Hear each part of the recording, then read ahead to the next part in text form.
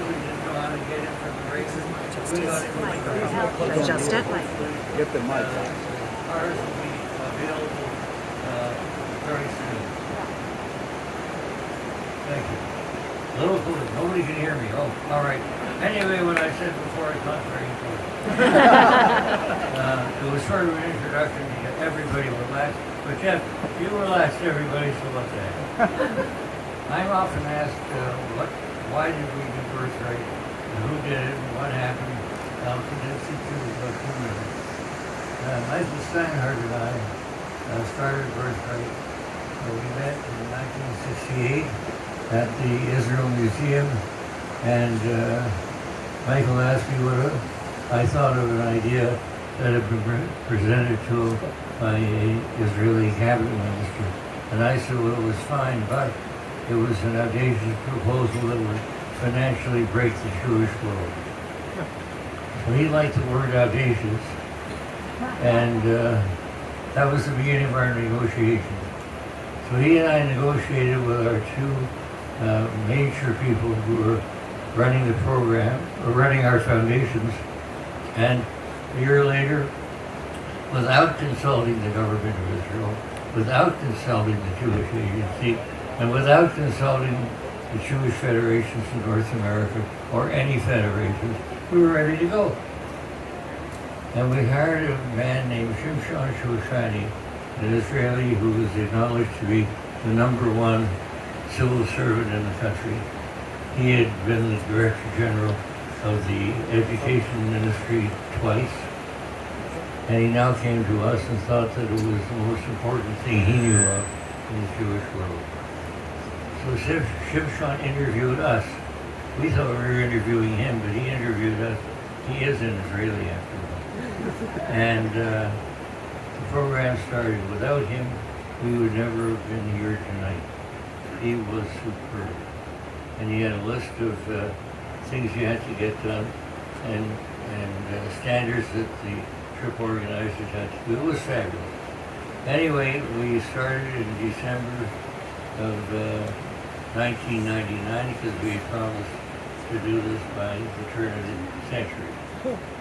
So here we are, and as Jeff said, over 800,000 young adults have exercised their birthright. And it's so wonderful to us. We didn't know, we had no idea. I call Birthright venture philanthropy because we ventured, we had no idea. It's like venture capital in business. We had no idea what was going to happen. But Jeff was right about another thing. We're broke. Sure and simple, at $4,500 a participant. And you multiply that by the 50,000 we hope to get each year, it's a ludicrous amount of money. Our budget is around $150 million annually. 1/3 comes from the Israel government. 1/3 did come from the philanthropists. And unfortunately, the Jewish Agency and JFNA have not fulfilled their obligations. I tell you that not out of angst, but out of truth and facts. And I just hope that you folks will understand that in this world of anti-Semitism, what's the best answer?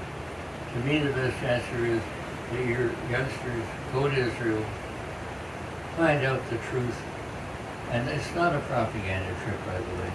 And when they meet with the Israeli soldiers, it's not propaganda. The guys and gals from Israel tell them what's on their mind. And you can say that we're not political, we're apolitical, but it works. It works. It works. It works. Now, before I sit down, I would like to introduce to you, in case you don't know, our dear friend Izzy Tapui. Izzy, stand up. Stand up and say hello to everybody. Izzy is retiring as the CEO of Birthright. He has worked for how many years now? 8? 7. 7, my for Birthright, only 16 hours a day, and only 6 days a week because he observes Shabbat. So that's where, had he worked 7 days a week, we might have had a few more bucks in the bank. But, that's the way it goes in life.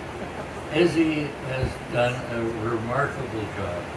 He used to sell bonds in the United States. He was the head of Israel Bonds. Came over to us and has been just a tower of strength. God bless you, Izzy. He's returning to Israel to his children and grandchildren. Now that said, we have just engaged his replacement, whose first name we can all remember because it's Elias. His last name is a little bit more difficult. It's Zaratovsky. So I don't know why the hell he didn't change it and make it shorter, but I just asked Izzy, what's Elias's last name? I can't remember it. He's a wonderful guy. He was one of the people who was on the first airplane to land in Ben Gurion Airport in 1999 in December. And now he's come to join us. His wife was also a first-timer in Israel in that same period of time. So we say in Hebrew, door to door, from generation to generation. So here's the next generation of Birthright people who are now going to run the operation, and God bless them all.